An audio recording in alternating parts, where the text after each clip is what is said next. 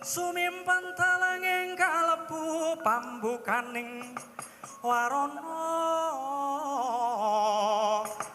taralen saking layap luyup pingaluyup pindha pesating sumpena sumusuping arah Sojati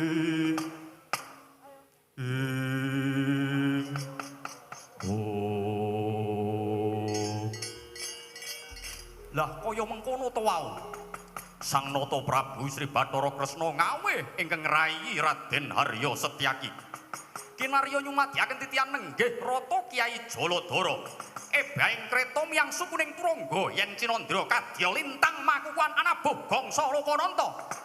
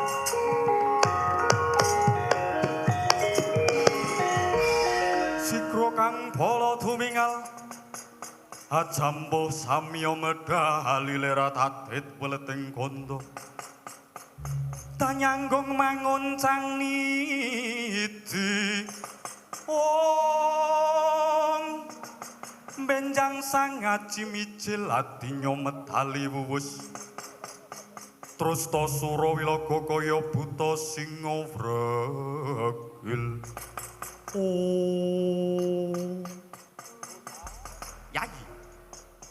Nadyan tata lair Siadi nyekel kendali ning Turangga nanging batin Siadi ingkang bakal nyekel kendali ning lakon.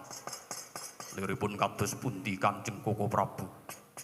Bakal entuk gawe lan uranipun Kakang iki mengko katitik saka playuning jaran papat ingkang minangka pangiringing rata.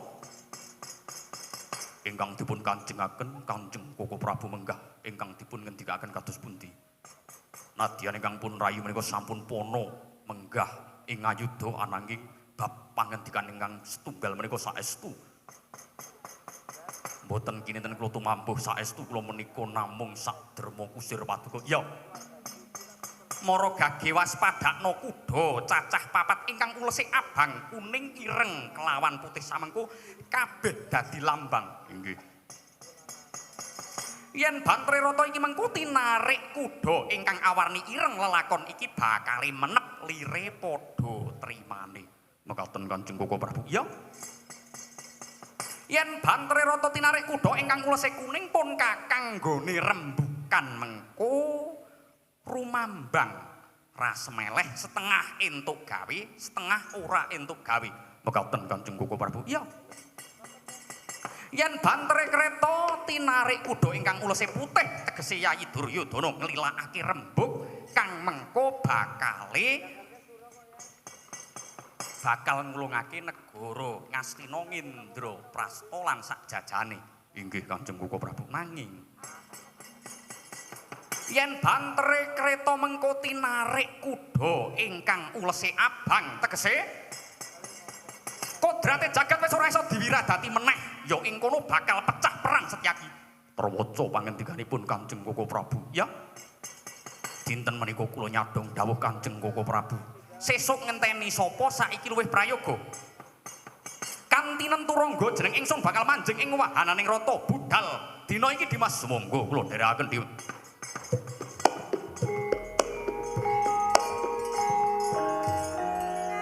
ya telangening kalang buana glarawan dan muncar tinon lerek kagonang sureng sorotetan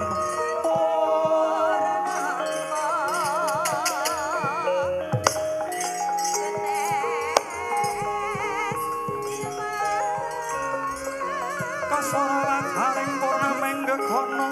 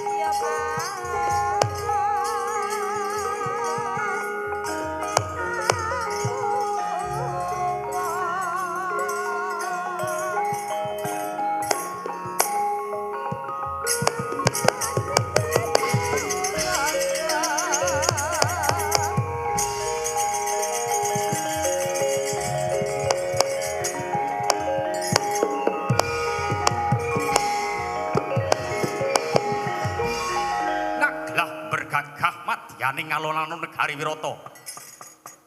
Lah menika rata titianing nata Dwarawati. Awujud kreta kencana wasta Kyai Jaladara. Nadyan wujud rata sanes yasane menungsa nanging ingkang yasa tuhu para Jawata nenggih empu anggon jali tuwin Ramayadi. Ingkang mandhe wonten luhure Mega Malang. Pramila datan nama mokal menawi sedaya piranti saranduning pepetinging dudu selama ing wesi nanging rajaning wesi miwah tosan pepetingan kreta winangun pagedhengane kanan kiring sinung cendela mawi gedhah linangse sutra maneka warna menawi lamun lumampah bantre kreta mongko katiping samirna rembyak kaya hayang angawe-awe pagedhonganing rata linuruban cindhe wilis kinarya mengku wineping pintu tuhu kencana mulya pinatik mutiara inten jamrut binten hergeni ingkang kinarya uparengganing siraming kreta sising pindha jalatri mila yen kasorot ing basanta mromong yayah cendara rasamali garu rasamala dasar kayu tuwa madeg serate cetha dorenge yen kinarya lumampah mangambar gandane pindha prayangan saknginggiling pagedhongan sinung kencana apindo awak sarpa sakembaran ngadhep mungkur petet kekalih amulet nyawiji kinancing mutiara ware sak cengkir nganglang jagat gedene kreta tinarik turangga catur ingkang ulese abang ireng kuning kelawan putih dasare turangga yayah padha gagahe padha kukuwe padha karosane tuwin sektine mboten nama mokal keranten catur turangga menika sayekti paringi para Jawata ingkang dados pralambang pangayomaning titah ing sedaya arah ingkang abang nama Kyai Brapuspa asale saka jagat kidul peparingi Sang Hyang Brahma daya panguwasaning bisa nasak uruping dahana ngayomi sangya para rawange ingkang ireng nama Kyai Sukanto asale saka jagat lor peparingi Sang Hyang Basuki daya panguwasaning bisa ambles bumi ngayomi sangya para rawange ingkang kuning nama Kyai Sunyoseti asale saka jagat kulon peparingi Sang Hyang Maya darbe kasekten bisa ngambah lumahing tuya manjing telenging samudra tanpa beda kaya ing daratan ingkang putih nama Kyai Cipta Wilaha asale saka jagat wetan peparingi Sang Hyang Bathara Wisnu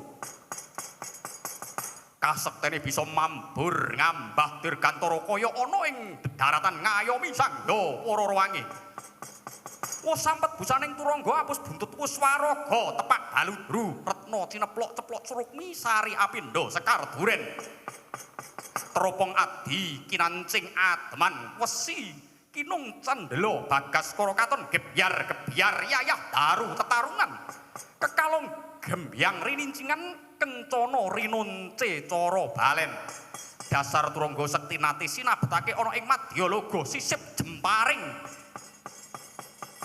nusup kukuse Sendhawa tawa tawi tawartan ana gegaman kang tumomo Kyai Kusir tuwin panongsong wis mapan ana mepapane dewi-dewi Sang Nata Prabu Sri Bathara Kresna wis mapan ana pagedhonganing rata panongsong angegarake songsong kusir amekak kendali angayatake sambuk sepira ta dawaning sambuk warata wolung depa ngayang yen ngadeg kaya teja yen mengkung kaya wong membat mentul ponang cemeti turangga mulat lebating sambuk padha sakala kuping jepiping mrirat mlirik untu mringis buntun jentar suku mancat duna dungkap panyambung kisir kena pok gantaning turangga mamprung kaya kencana watange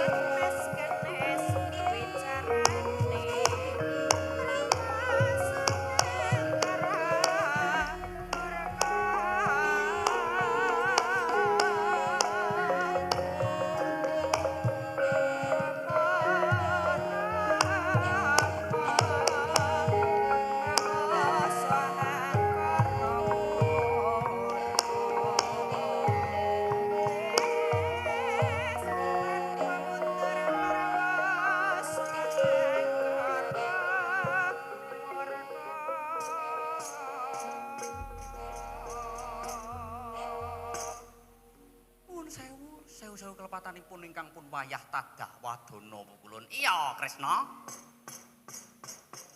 Wonten dosa lan lepat menapa dene panjenengan paduka pangadi pukulun. Marepake dumateng lampahipun ingkang pun wayah Dwarawati anggenipun badhe bidal dhateng negari Ngastina Pukulun.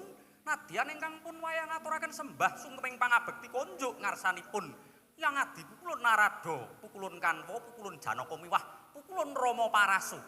Iya Kresna, ulun tampa sembahmu raet pangestu ulun tampanana. Iya Kresna, ulun tampa sembahmu raet pangestune wong utawa Jawata Pukulun tampanana marang jeneng sira putuku Ger Dwarawati. Iya. Ora lewat pangestune para Jawata kebat tampanana Narayana. Ora lewat pangestune wong tuwa wae. Ya leluhurmu ya para Jawata tampanana. Inggih. Sanget anggen dadosaken jimat paripe ndayana ing kasantosan. Kresna Kaki Prabu Nger. Sumurupa ya Nger. Ulun ngejawantah iki yektine bakal ngetutake lakunira dadi dutaning Pandhawa.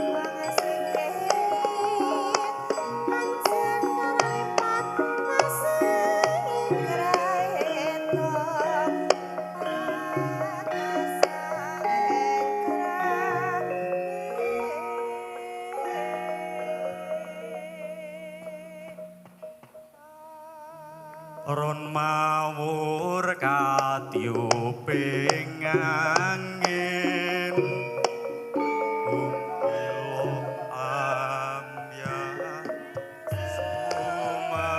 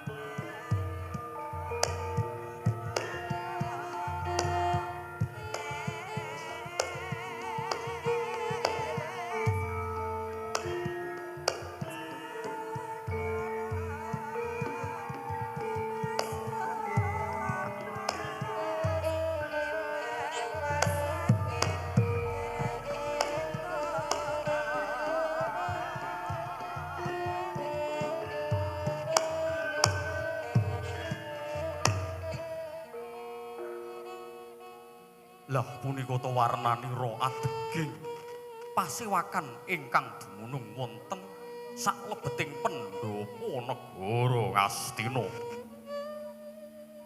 Semono lagi abawa rasa dene Ranata Suyudana tansah mangu saklebeting Pancandriya. Awit menggalihaken babakan bakal rawuhipun duta pungkasaning para Pandhawa. Ingkang badhe jabel hanggugat dhateng kamukten Ngastina sak jajahanipun kalebet bumi Indraprasta. Mangkono pangudas marang Prabu Duryudana ingkang dereng kawiyosing lisan.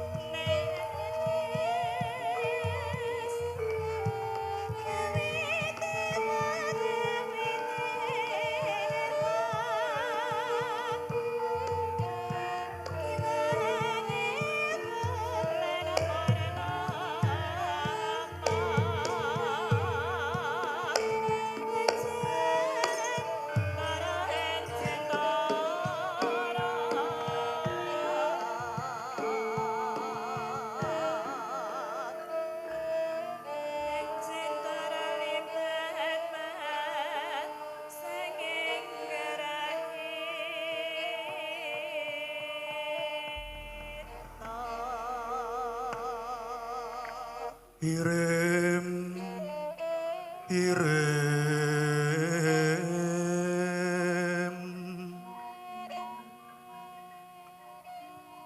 Om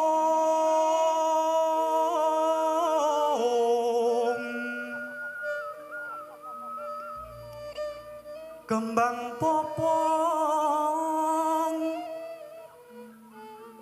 terate bang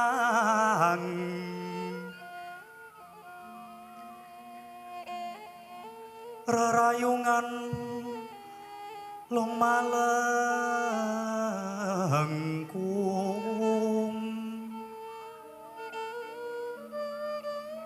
tumalong rumambat ing yan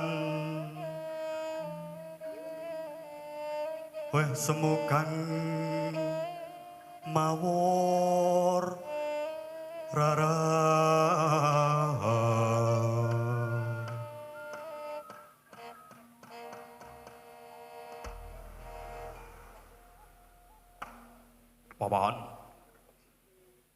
Paman Haryo Suman anggen kula nglempahaken para sepuh aji sepuh para nayaka wit kadang werda dumugi taruna sedaya Maharaja ingkang wigati boten wonten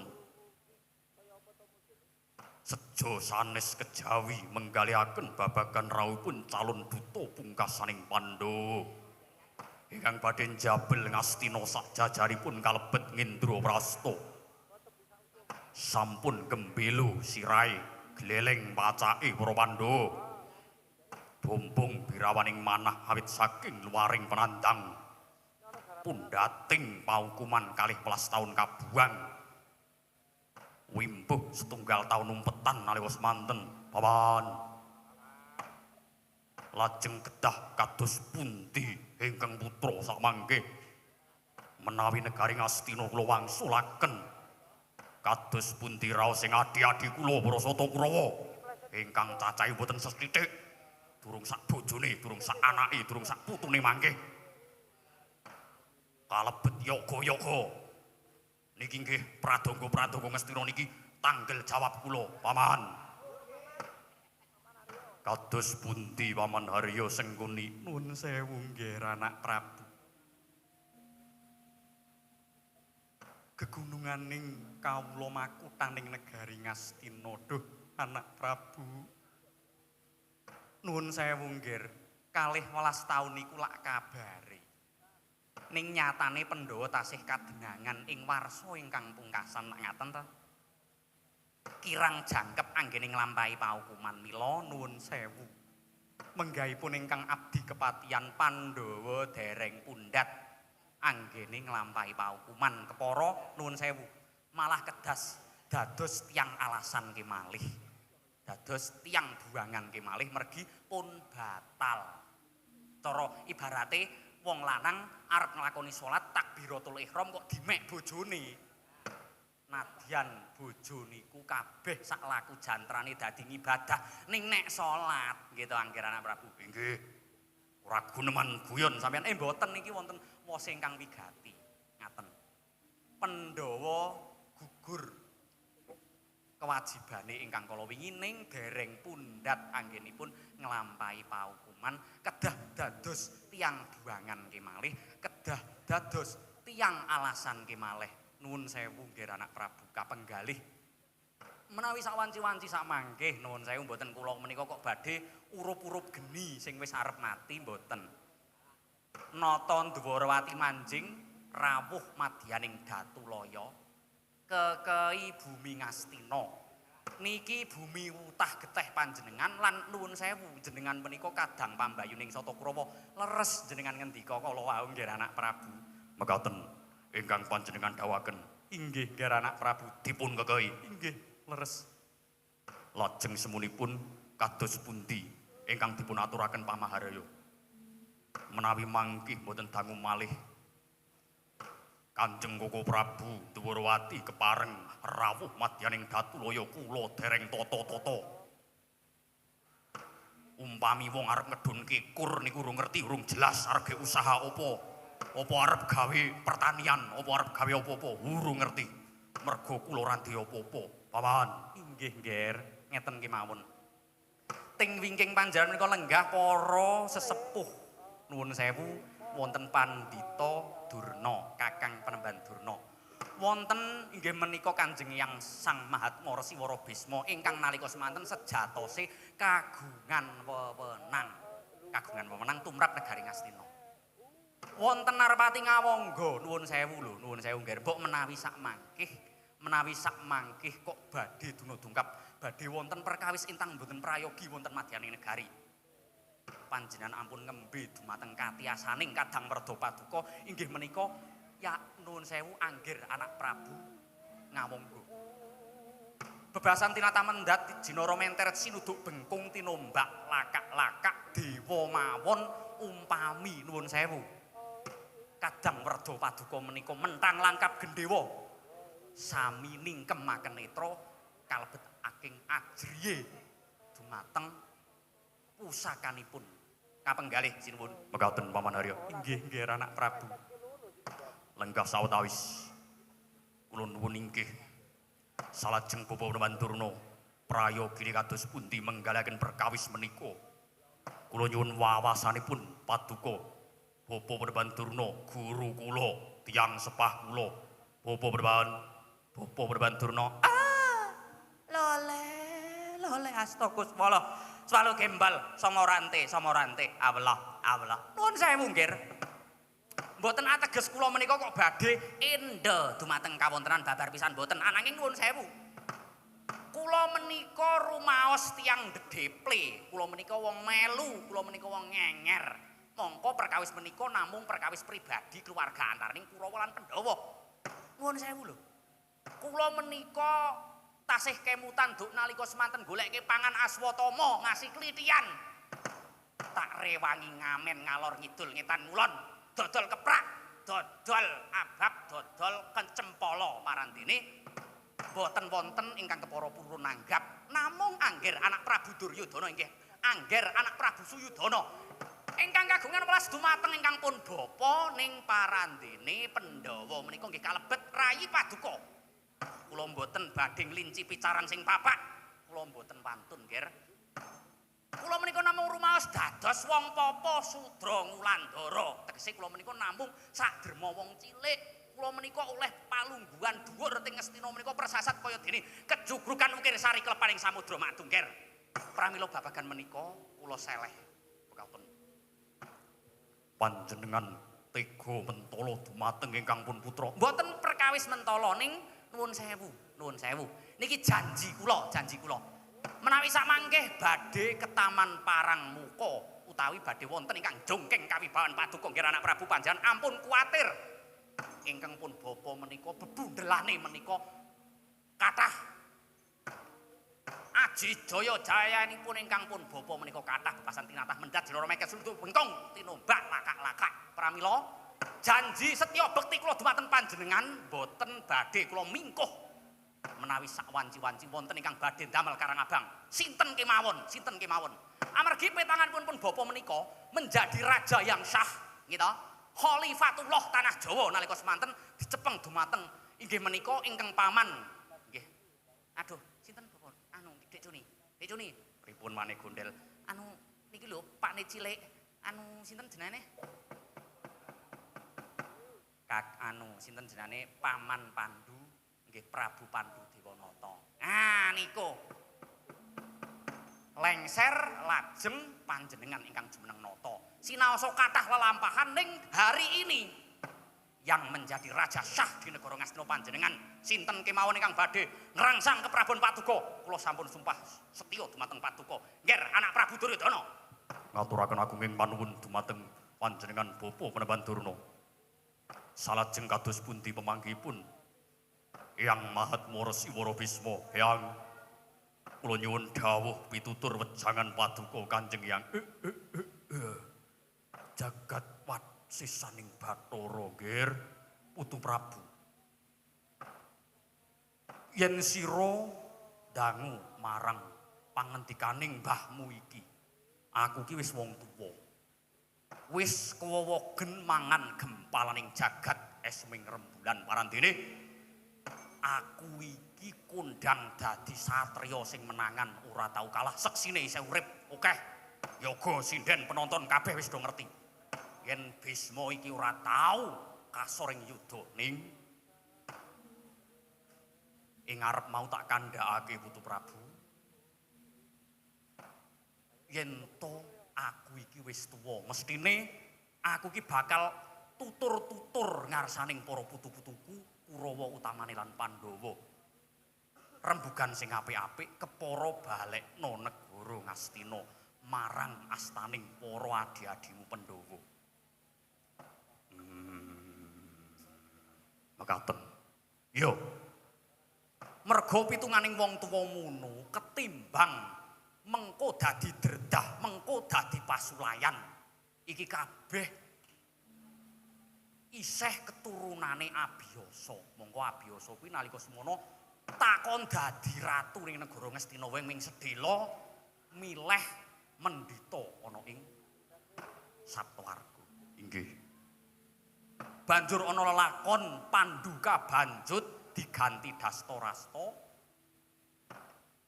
Sak banjure tumuli sira Putu Prabu ingkang nglenggahi dampar negara Ngastina iki ingkang sejatine jane jatahe anak-anake Pandhu. Wis ngene wae. Yen pancen mengkono to Dwarawati kuwi sida tekan kene, Kanjeng Eyang bakal matur minangka dadi pambagya harja rawuhe nata Dwarawati. Dibagi sesigar semangka ingkang sisih wetan kanggo para Pandhawa, sisih kulon kanggo para Kurawa utawa sakwalike. Ingkang baku wong tuwa mono njaluke para putu-putuku padha rukun mat sinamatan daya dinayan. Yen abot padha dipikul, yen enteng padha dijunjung ger Putu Prabu. Inggih. Wah. Nggih. Kula tampi pamangke paduka Kanjeng Eyang. Nuwun sewu ingkang pungkasan Kanjeng Rama. Kanjeng Rama Mandaraka. Kula aturi panjenengan paring dawuh.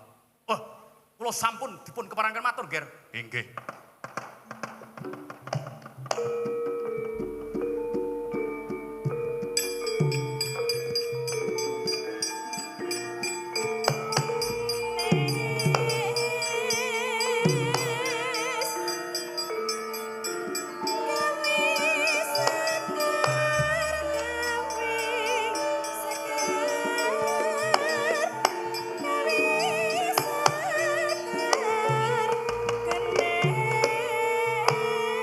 Walah dalah. Ger jagat wasisaning Bathara. Kula mirengaken panggrentesing soto kula lumantar getih tetes daging setampel ingkang kula titipaken wonten sahandhap.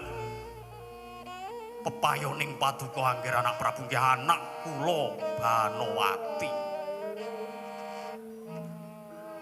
Kula nyuwun ngapunten nggih bilih menawi sak mangkih Ngastina lan Ngendraprastha lamun den wangsulake dhateng anak-anak kula Pandhawa.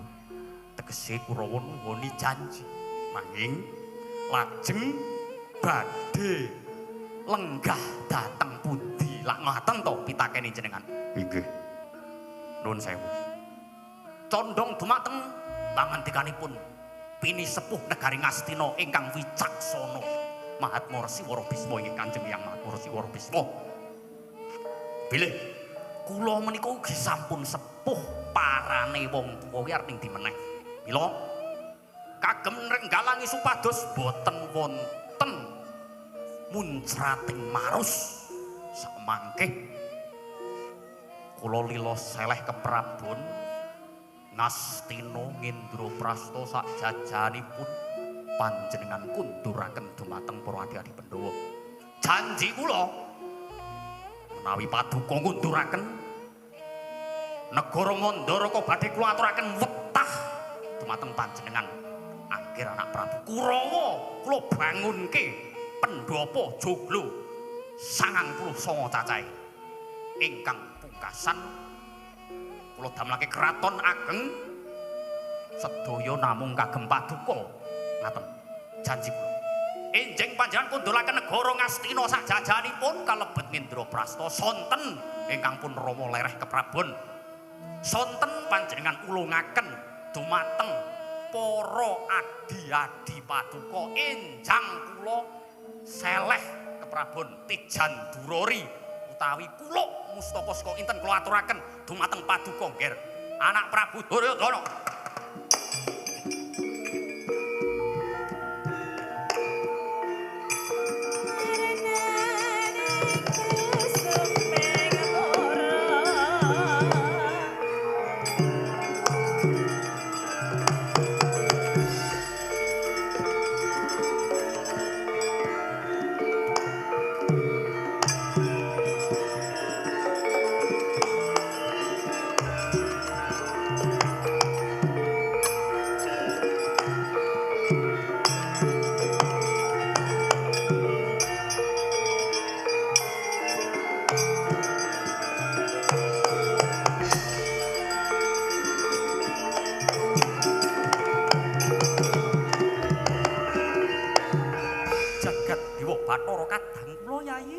Sewu sanget kula sepindah badhe matur dene ingkang pun raka menika kantun anggenipun derek makempal wonten pasawanan inggih awit saking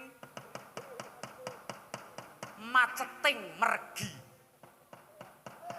ananging nuwun sewu ingkang raka badhe munjuk atur sinaosa kula menika keri sinaosa menika kula menika manjing wonten ing Datulaya negara Ngastina menika lir kadya kula menika sampun boten nampi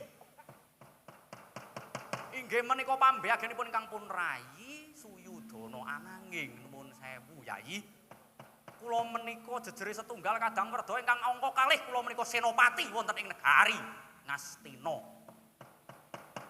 kula aturi sumurep panjenengan menika sampun bayar kula menika larang persasat 1 miliar punjul lah kok kula menika namung mingkon sila tumpang kendangan dengkul nuwun sewu Yayi kula mingkaya ora dinggo lenggah ana ing negara Ngastina panjenengan menika rumangsane kaya-kaya ringkih awit saking pamanggipun para sepuh nuwun sewu Yayi lajeng ingkang angka kalih wonten tiyang sepuh lah kok cumongol-congol badhe nyorohaken negari cilik mingsak jembaring iyuping payung kagem ngijoli wujuding wiyaring gunung persasat menika mboten adil. Lah nek negari Mandaraka menika ageng wiyare menika ngungkuli negara Ngastina. Tegese Yayi Prabu Bati jernyatane panjenengan menika anak mantuning. Lah negari Ngastina kuncara negara ingkang diwedeni mungsuh parandene senopatine Wayanta Jumangkah ana ing pabaratan ora ana sing wani tumama sisip jemparing. Lah kok panjenengan badhe ringkih kula menika satriya lho. Kula menika tasih kemutan panjenengan emutaken nalika semanten kula menika dipun mulyakaken dipun muktekaken anak kusir Adirata. Mingsak derma sami kalih pemanggipun Bapak Pembandurna. Ah, cocok. Berarti adewe sak rombongan, nggih. Dinten menika Yayi. Ampun panjenengan gatekaken tuwin gatosaken. Kula menika senopati kula menika sagah dados benteng paduka menawi sak wanci-wanci negari Ngastina menika badhe kasempya ing Raradan. Ampun panjenengan gugu wong tuwa sing kurang-kurang tata. Wah,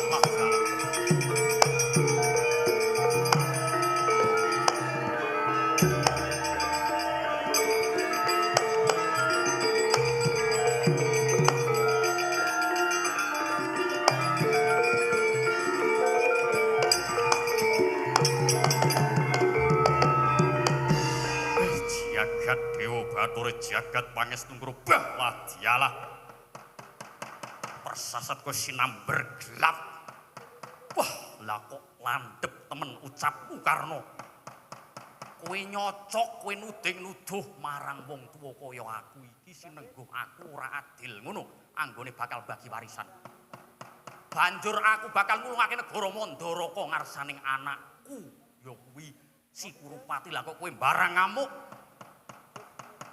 kowe uga kepengin kamukten negara Mandaraka mboten Kanjeng Rama kula sampun cekap nampi bumi Magersari. Bumi ingkang peparingipun Yayi Prabu Sudono. Ya, ning ucapmu kuwi ucap mawa wisa Karna. Pancen kendel tak akoni kendel Karna. Digdaya tak akoni digdaya sapa sing ora ngundangake marang anake Bathara Surya. Aku ngakoni ning wekasku mau matur ngarsaning anakku lanang ya anak mantuku Suyudana kuwi. Ming piye carane supayane Pandhawa karo Kurawa iki dimen ora dadi regejegan. Lah kok kowe malah arep nglincipi carang sing papak. Yo yen pancen mengkono Karna. Aku percaya kowe wong ampuh ning kanggo neter kadigdayan bae. Nek pancen kowe bakal maju ning pabaratan dadi mengsah yuda rabas barising Pandhawa. Ngiras pantes kanggo gladi bersih. Ngiras pantes kanggo latihan sadurunge kowe maju mungsuh adi-adi Pandhawa. Ladenono marang bapakmu ing Awangga ya maratuwamu iki. Tak enteni ora lewat 1 2 3 kowe ora maju ning pabaratan tegese kowe ming lelamisan lambemu ming mawa wisa. Kowe ming ngurup-urup ana ing negara Ngastina, ora kowe kok malah ngrukunake malah bakal ngobar jagat sak isine. Yen pancen kowe wani ngadepi marang Ratu Mandaraka ya maratuwamu iki, tak lilake Bratayuda Gedaden. Karna mingkar mingkuring ukara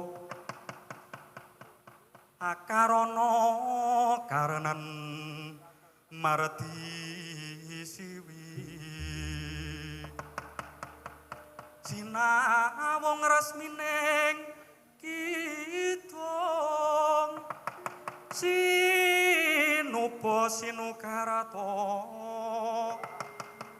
mereka karta pagaratining ilmu luhung kang tumraping tanah Jawa agama ageme ngaji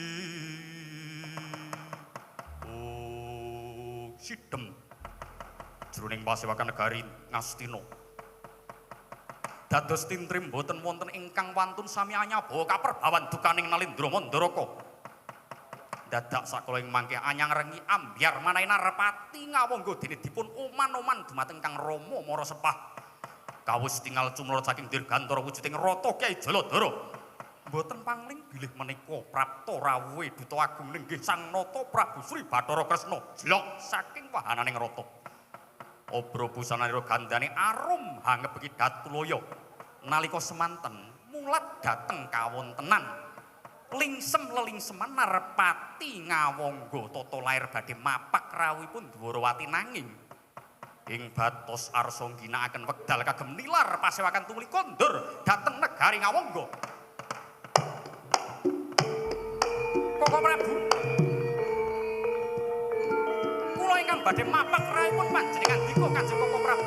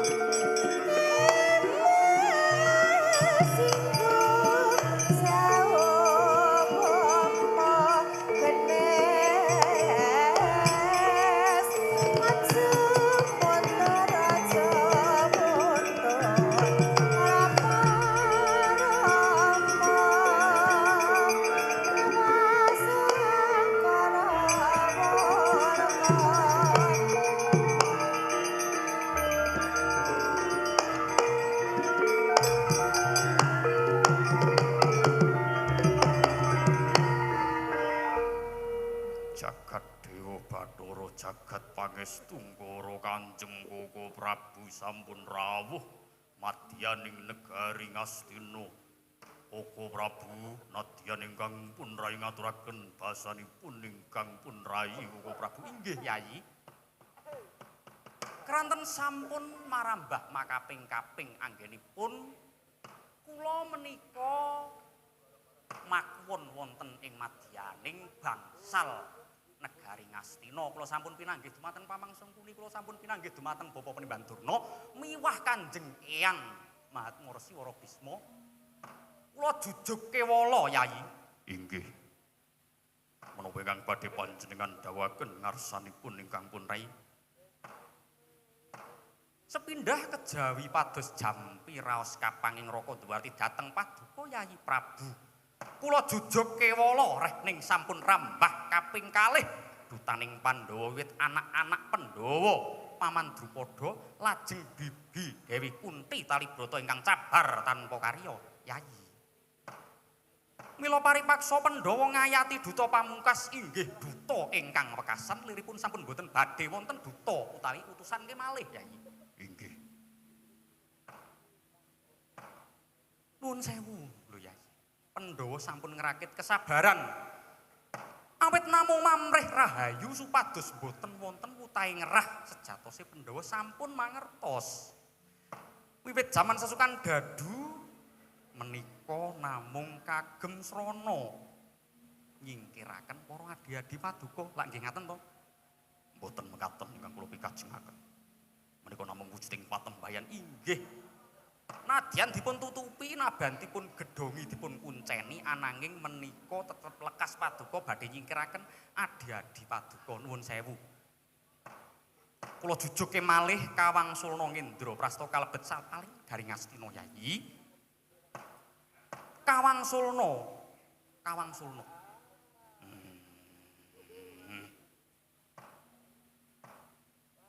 mekaten ingkang panjenengan kersakaken nggih amargi dinten menika sampun boten badhe duta kemalih dinten menika sampun boten badhe wonten ingkang sowan teng mriki kejawi sepindah sambung silaturahmi utawi ingkang angka kalih badhe dados bandayuda badhe dados regejekan antawising Pandhawa kalih Kurawa niki ingkang sanget kula selaki niki ingkang sanget kula hindari ampun ngantos padha dene sedulur ngantos dados panca bakah Yayi nuwun sewu Bapak Prabu kula badhe matur sejarah namung ngundangake yen Duryudana niku ratu sing wengis ratu sing angkara niku sedaya nggih awit saking licike Pandhawa anggene tansah dilat marang rakyat anggene golek rai ngarsaning Jawata kula aturi budhah raos sak jembaring samudra dek kapan kula tak takon rakyat niku gelem kajeni karo Duryudana sing sah dadi nalindra dek kapan Jawata gelem ngamping-ngampingi Kurawa tinemune ting pundi lakon ting pundi tanggapan namung Pandhawa sing tansah ditresnani dening Jawata sakabehing wahyu kanugrahan mandhap sedaya ting Pandhawa buar pisan ora ana sing mampir ning Kurawa soto Kurawa menika wong 100 Pandhawa wong 5 yektine mboten adil menawi negari kula wangsulake wetah utawi sesigar semongko kula aturumut panjenengan menika titis Wisnu panjenengan menika dewa kang andum kabagyan dewa kang andum katentreman tentreme mbek pundi kula tak takon bejo lan bagyane ting pundi menawi panjenengan tansah cindewan siladan Pandhawa sing dikemul-kemuli Kurawa sing diblejeti nuwun sewu lho Yayi panjenengan ampun balita hukum sinten ingkang blejeti lah kula urus niki duk nalika wonten ing balairung negari Ngastina sakmenika panjenengan kedah emut panjenengan blejeti dumateng Dewi Drupadi mboten kok ateges kula menika badhe ngundat-undat pakarti ingkang sampun kawuri babar pisan mboten ning jenengan kula nek ngendika ngagem petung digelar lan digulung Yayi. Mila lekas kula menika sae. Lekas punika kula menika sae. Pun sakniki ngeten kemawon. Sakniki ngeten kemawon. Gandeng wekdal sampun sawetawis benter kula menika sampun ngrenengga wonten makuwon negari Ngastina menika 3 dina. Beh. 3 dina kanca. Ing atase kula menika lir kadya wong sing ngemis ing atase ming arep jaluk baline negara kaya ngemis. Nggih nek niku negarane jenengan pribadi, niku darbe Pandhawa rasane kaya ngemis, persasan nagih utang rasane kaya ngemis. Sinten sing utang? Kula ora rumangsa utang. Ngastina niku duwene kula. Ora ming Pandhawa tok. Nggih, menawi mekaten ngeten kemawon. Gandeng panjenengan cukeng Pandhawa nggih badhe adreng. Saniki ngeten mawon. Kula nyuwun panjenengan mangsulake bumi negari Ngendraprasta utawi Ngamarta kemawon. Niki panyuwunanipun Yayi Prabu sami aji supados boten wonten pancabakah lan regejegan perang antaraning Pandhawa kalih Kurawa.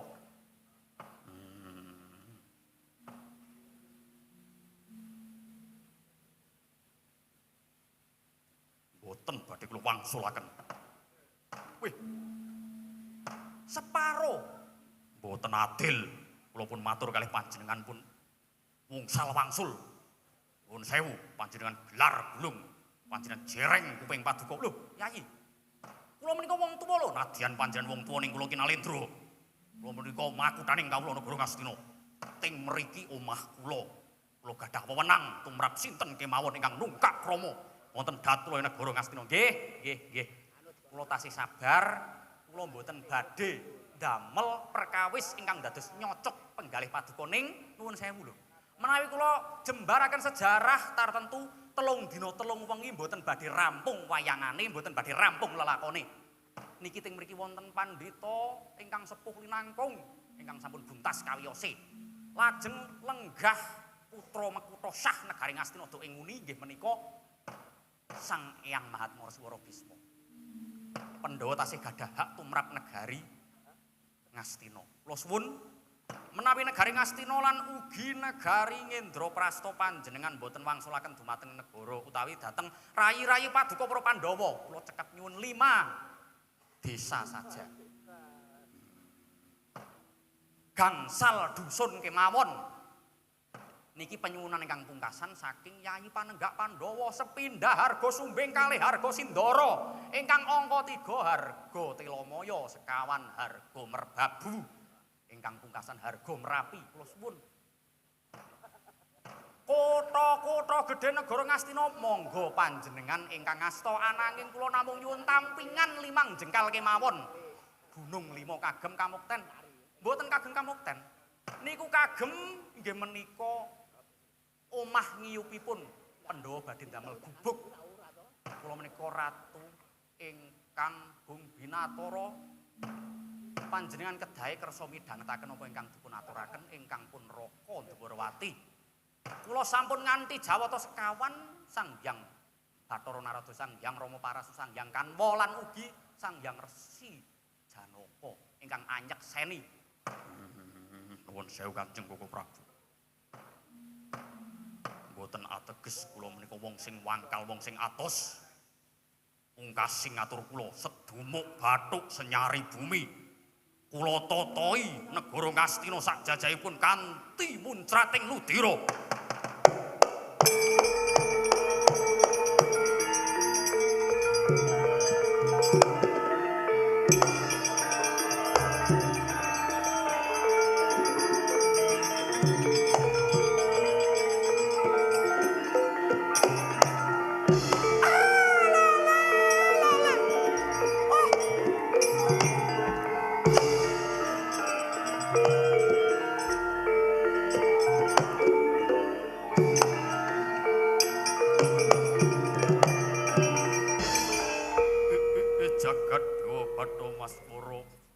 Sekaring bawana langgeng jaluk ngapura lupute putuku ngger Kresna mending saiki kowe baliya dirembuk tenanan karo para Pandhawa kae iki wong sing wangkal kaya Gunung Waja. Nuwun sewu Kanjeng Hyang. Kula menika menawi sampun sagah nglampahi karya kula mboten badhe setengah-setengah. Dinten menika badhe kula upadi manah ingkang sejati mbok menawi Yayi Suyudana tasih kersa lentur penggalihe mengkono. Inggih. Badhe kula playoni nadyan mlebet wonten ing tilam sari. Ya Kresna.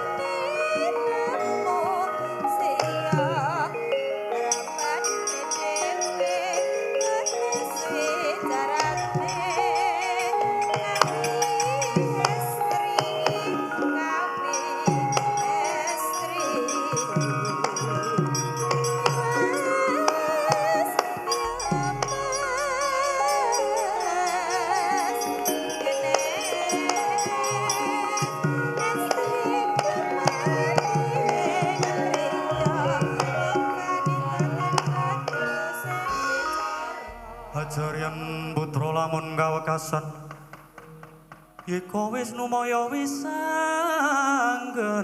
Maya Wisnu Pradinta Ong Iko Wisnu Maya Wisanggeni Pradinta Ong Matur Paman Sengguni. Nggih, matur Paman Sengguni wonten dawuh. Oh, Paman adyan ingkang pun putra. Munduraka cumadung dawuh, Man. Man, wonten dawuh menapa, Man? Iki wis wancine kudu perang. Apa lek ndang gara-gara? Dina iki terwaca cetha ucape Nata Dwarawati. Natoni marang ati lan penggalih Anggir Suyudana. Saiki aku tak bloko marang kowe kabeh ngasi tak rewangi sirah dinggo sikil-sikil dinggo sirah seprono seprene nglabuhi kowe kabeh nadyan dicacat dening jagat ngger kabeh para Kurawa ora ana liya kejaba mung upadi kamukten lan kamulyan kanggo Kurawa sing cacahe ora sethithik inggih paman menika saestu kawula nggih pitados. Lah kok dina iki ana wong sing bakal ngucik bali negara Ngastina. Saiki rungokno kabeh omongane pamanmu iki.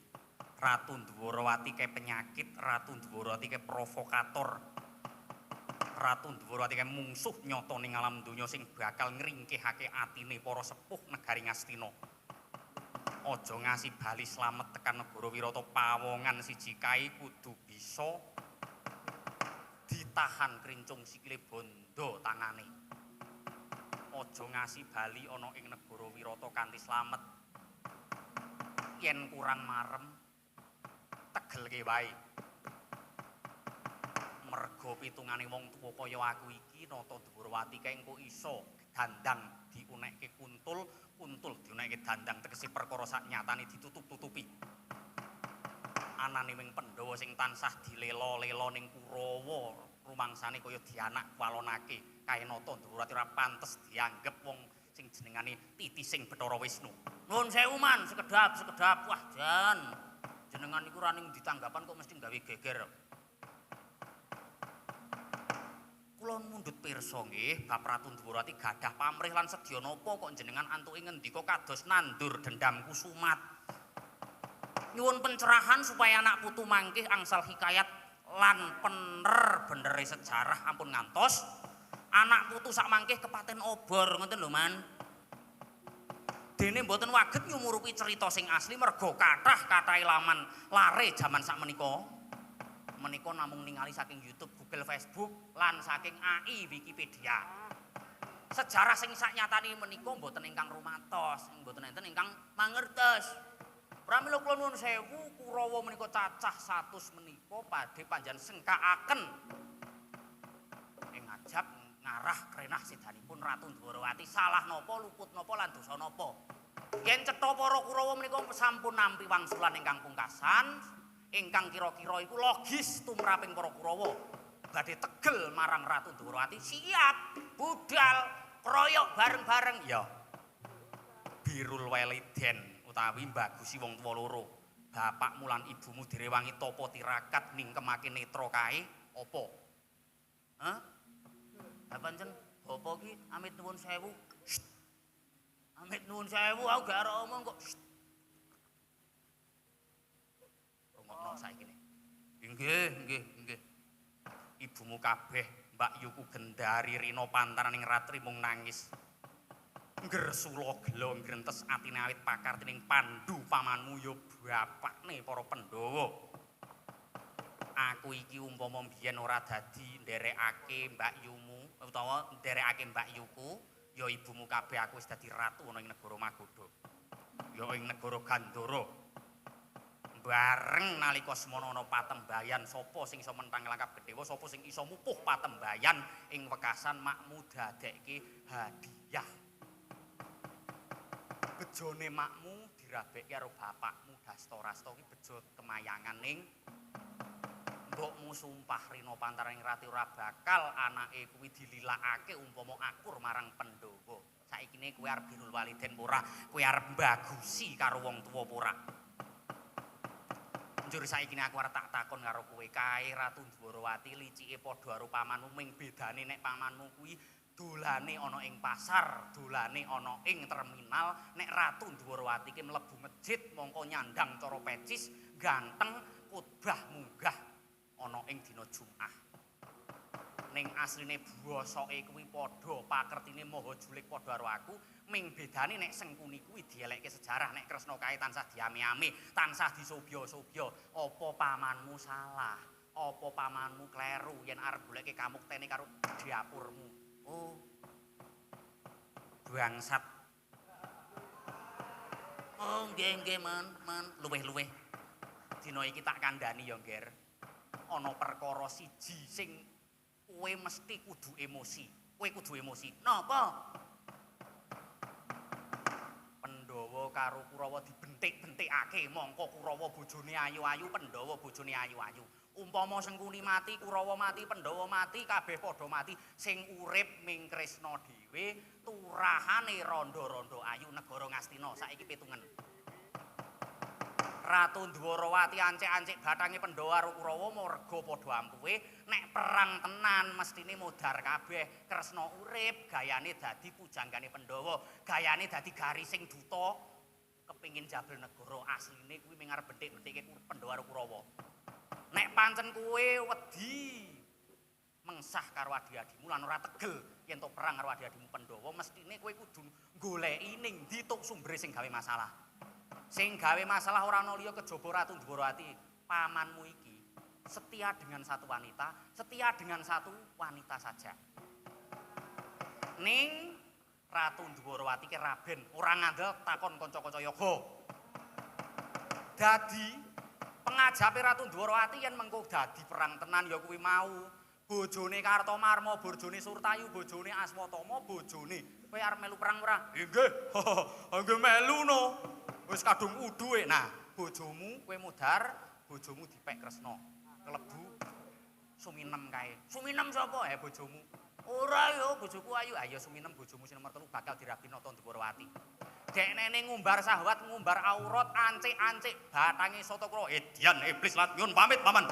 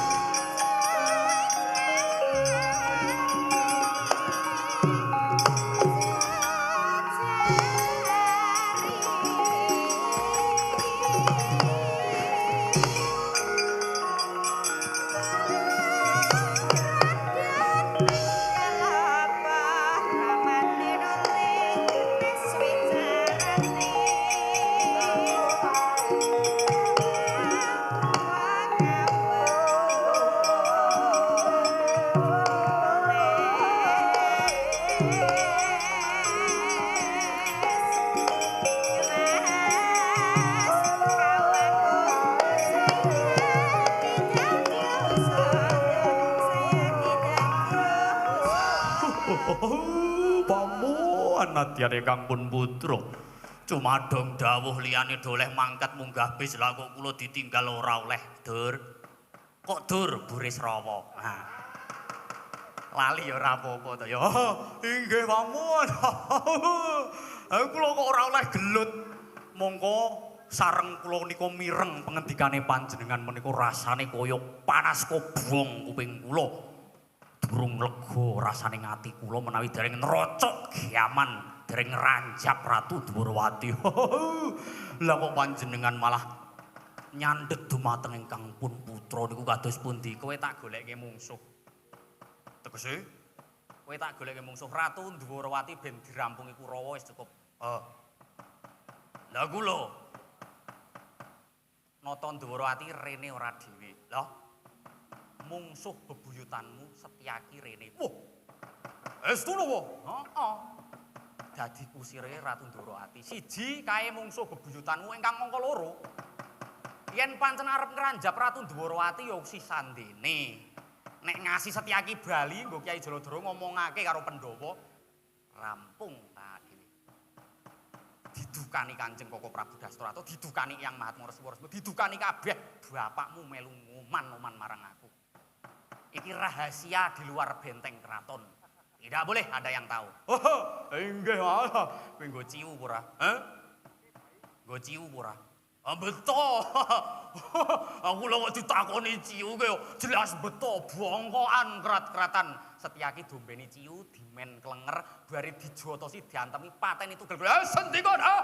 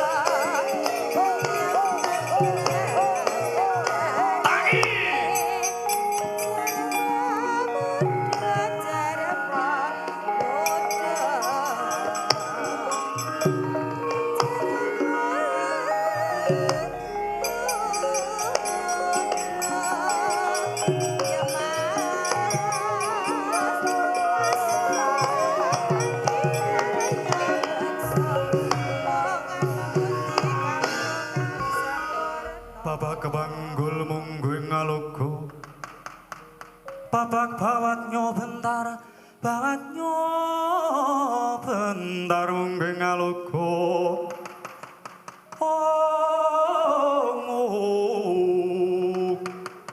kebabak mungguing ngaluku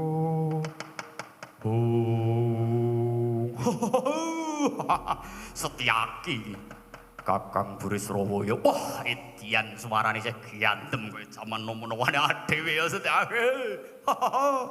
Iya Kakang. Ora duwe tata krama, ora duwe unggah-ungguh rumangsane iki ning negarane Tyapurmu. Ora waton ngeplak sakarepe dhewe.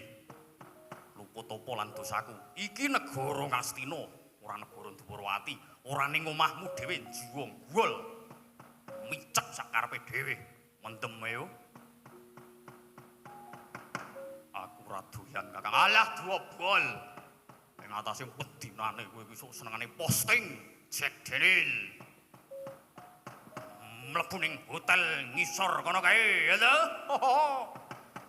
Ora semang cuk kowe iki selak, ora semang cuk selak dapurmu. Ora plak-plek. Nadyan kowe kadang werda. Aku iki duwe rasa pangrasa. Ya, sorry.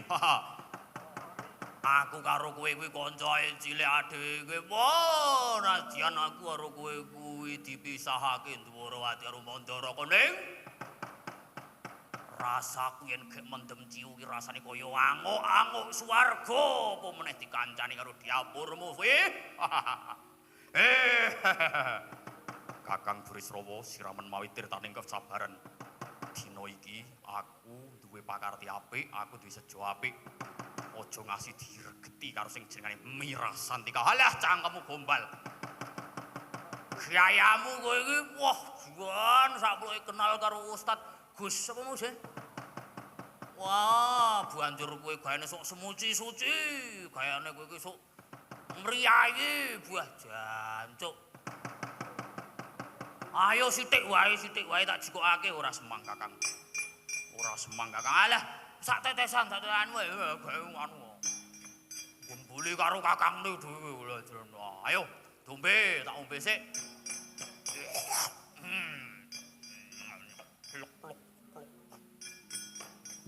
Ayo, ngombe. Ngombe ora Kakang ora bisa. Wah. Saiki wis kebatang cangkrimane dina iki pancen kowe iki wong lamisan kowe iki mung sok semuci-suci. Ora ana gunane kowe manjing ana ing papan pangibadan, ora ana gunane kowe manjing ana ing masjid musala. Ning kowe nguman-uman karo wong sing kaya aku nggih. Dina iki uga nek kowe ora gelem malah kowe kuwi tak anggap kowe iki wong bosok. Wong bosok kowe iki ora pantes urip ning alam padang, kowe mulane matur amat cocot.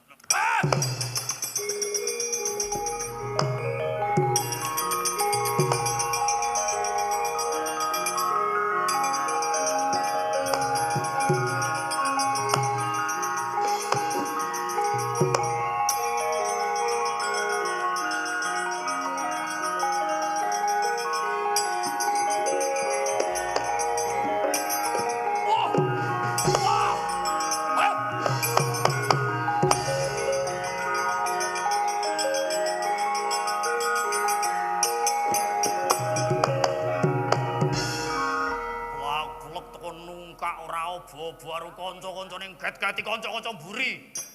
Ngejet-geti karo aku nek pancen wali adu, tapel marus tangkep jojo kantaran bau Setyaki. Maju dina iki, yo ayo regane atu.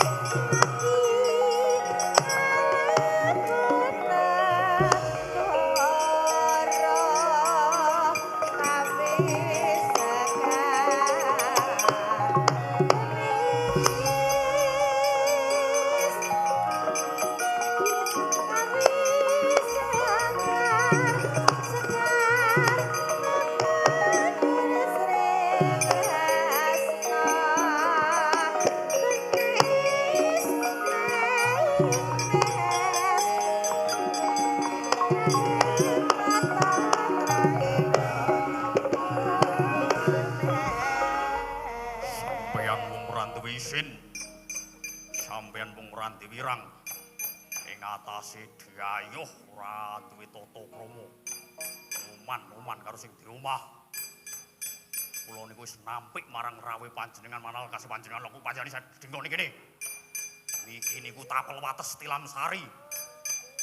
Jarine Ratu Dwarawati wong sing duwe tata krama kondhang titis Wisnu lha kok wani mlebu tekan Taman Tilam Sari. Nuwun sewu Yayi. Kanthi pungkasan kula badhe matur ngarsanipun Yai Prabu mumpung pasih padhang rembulane jembar kalangane.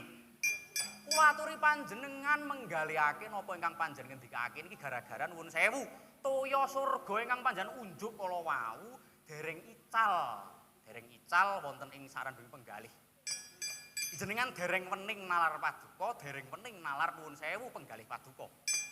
Sakmenika panjenengan sampun nuwun sewu sampun ning anggenipun nuwun sewu panjenengan ngunjuk wujuding Homer. Pandhawa tasih gadah raos trena dhumateng paduka. Sakniki dipun paringi wangsulan. Pandhawa menika satru kula, rasuti kula.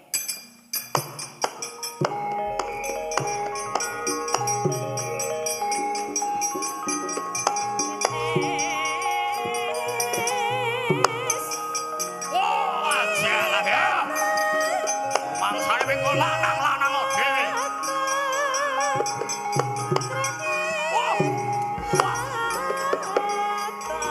Wedian.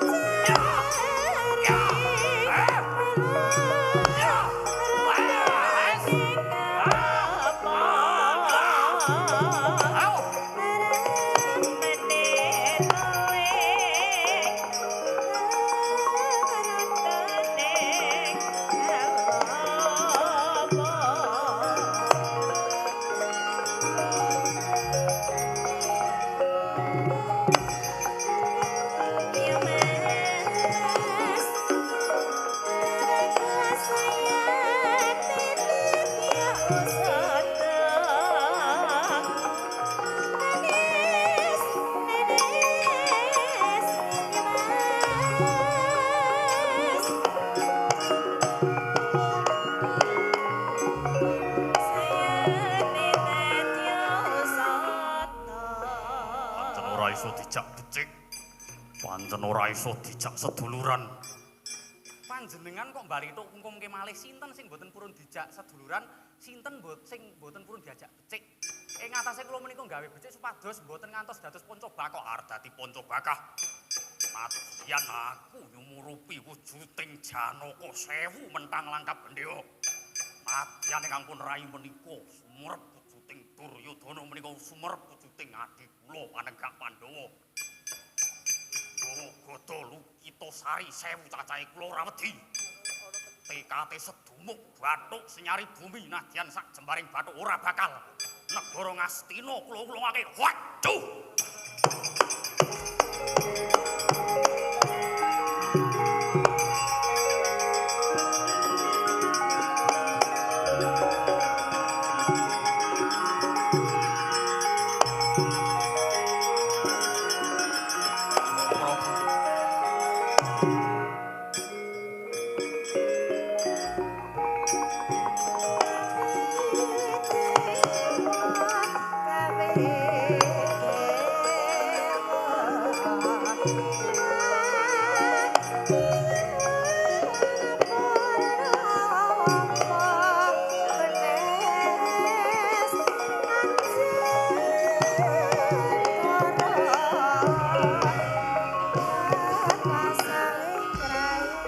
Setyaki jejibahan kurung purna ngopo kowe lan nyandet marang lakune Kadang Werdamu ya aku. Nuwun sewu Kanjeng Koko Prabu. Kepareng matur ngarsanipun panjenengan dika. Bilih dinten menika kula sampun kedadosan panca bakah. Nyicil Bratayuda dumateng Kakang Burisrawa. Lho. Burisrawa melu ning kene. Inggih Kanjeng Koko Prabu. Sabanjure Kula waget ngangsorake dumateng predaning Kakang Burisrawa ning tinemune wong-wong kura pancen licik. Wong-wong kura pancen senengane kroyokan. Lho. Kroyokan kepiye? Kula dipun ranjap, kula dipun kroyok didugangi, ditungkai. Leperang ngawur-awuran. Ora nganggo tatanan.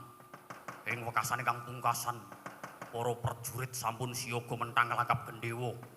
Betha pedhang, beset keris lan sedaya godo-godo lan tumbak negari Ngastina sampun dipun cawisaken. Menawi ingkang pun rayi ngadepi ijen padha ijen kula sagah dados benteng paduka, banteng paduka kula sagah.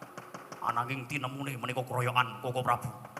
Tinemune kula sowan paduka namung badhe nyuwun pamit. Lho, Nyuwun pamit kok arep bali dhisik. mboten. Kula kedah matur ingkang kanthi pungkasan. Kula badhe ngadepi Kurawa ingkang kanthi pungkasan ngungasaken prawiran ingkang pun rayi.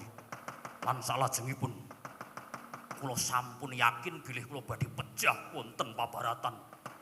Keranten kula dipun royok gegaman, kula dipun trucuk gegaman. Koko Prabu, kula badhe nyuwun pangapunten sarehne kula nderekaken gesang paduka wonten klintuning patrap. Kula badhe nyuwun pamit mangkih menawi kula sampun pejah wonten pabaratan. Kula sagah kwandha kula minangka dados benteng paduka ingkang pungkasan Koko Prabu kula nyuwun pamit.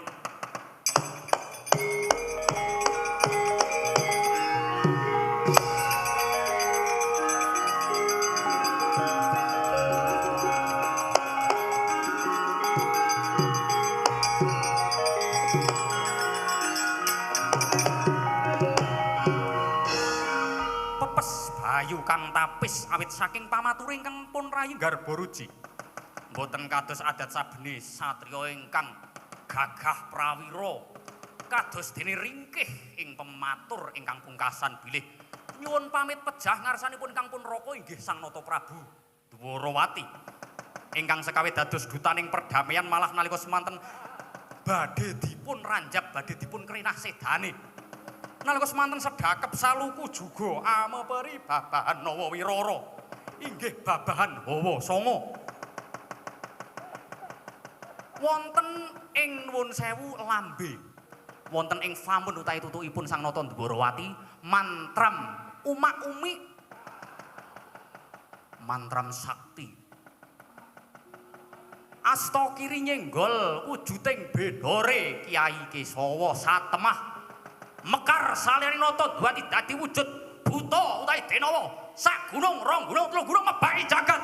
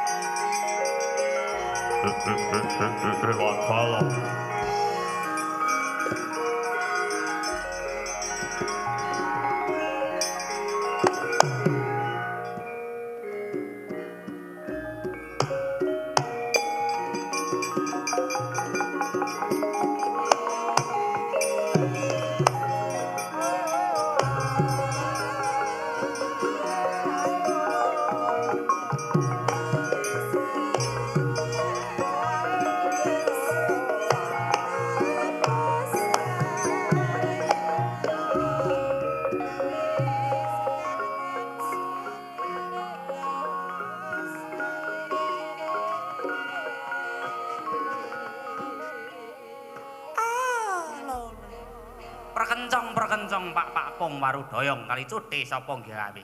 Lah kok kowe malah metu kamurkanmu to Kresna? Inggih Pukulun. Nuwun sewu. Kula mak namung kagem jaga diri. Jaga diri kok ndadak triwikrama barang iki ngopo? Inggih. Amargi lekasipun para Kurawa badhe ngranjab dumateng ingkang pun wayah. Pramila amar ma'ruf nahi mungkar sampun kula tindakake ananging cabaring damel. Ya, yen pancen mengkono, sliramu bali ana ing negara Wirata. Ulun wis nyekseni dhewe apa pakartine Duryudana lan sak Kurawane klebu Sengkuni lan kabeh bedes-bedes Kurawa. Iki bakal dadi pamatur ngarsaning Wang Pukulun Jatimurti. Saiki kowe bali Kresna. Inggih, inggih. Kula uga kondur makaten inggih. Sugeng kula ingkang ndherekaken Dengkar Paduka.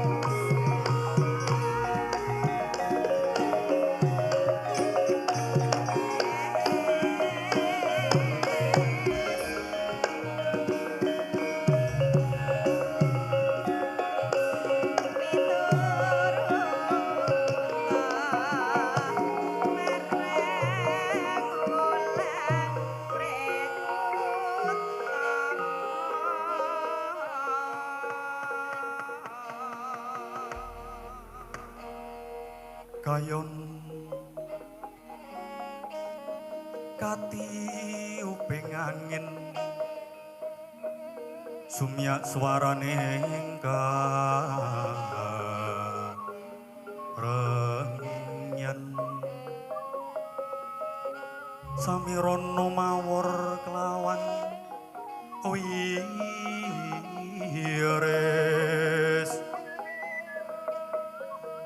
lumrang gandaning puspita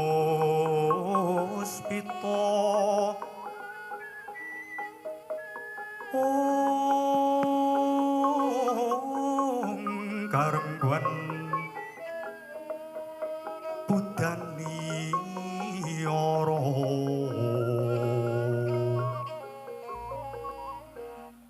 sang dwitso brengeng lir swaraning madu bronto manungsum sarining kembang